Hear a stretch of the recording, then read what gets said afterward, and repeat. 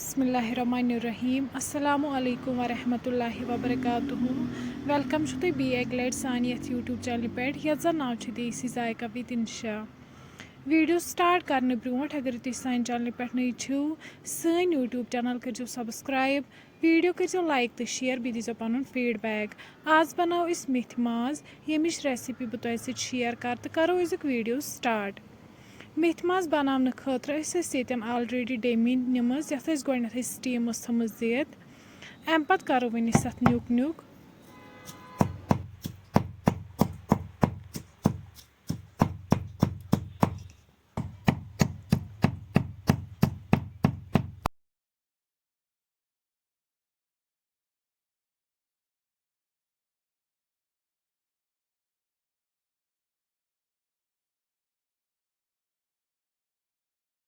अत मकलो न्यूक न्यूक कर अम पत कड़ो वन अकिस प्लेटस मज नबर वन निमो ये कड़ाई अत मज त्रो तेल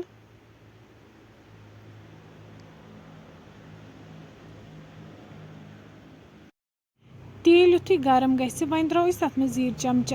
बड़ल सब्जल बे निमित गंड ज़मन गोडनेथ न्यूक न्यूक कर थोमुत रुहन गंड तो रुहन करो वन असल पे फ्राई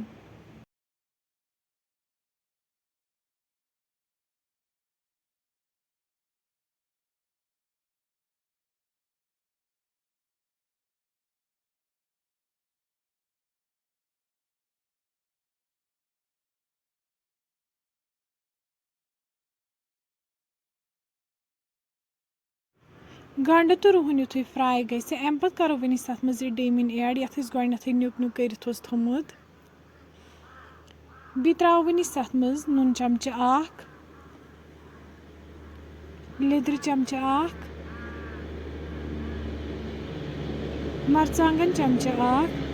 दानवल पाउडर चमच यम सारी मसाल करो वन असल पे मिक्स वन डेमिन तीस कालस फ्राई कर यीस कालस नी तेल वापस दिया तुम हेकि ये वुच सारी मसाल गई असल पे मिक्स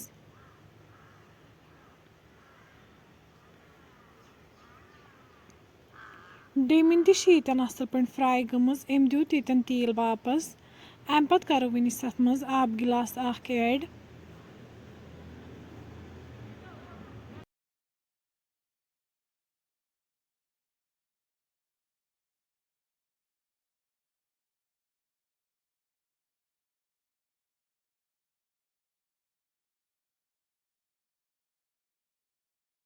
लास्टस पे करो ऐड अत मज फूड कलर ओड चमच यह ऑप्शनल अगर न कंस फूड कलर पसंद आए सह हेकि स्किप ति करित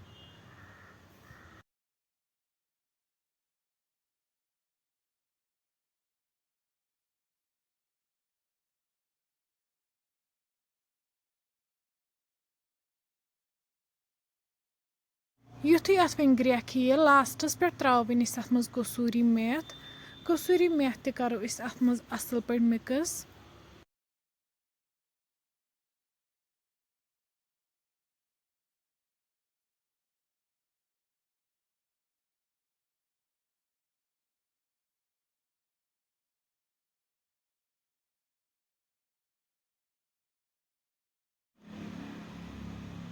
वन थो अत लिड तीस कालस अमिच ग्रेवी कम गि 10 मिनट बाद तुलो वन लिड थोद माशाअल्लाह तुम हेकि ये वुचित मेथी माज बिल्कुल तैयार।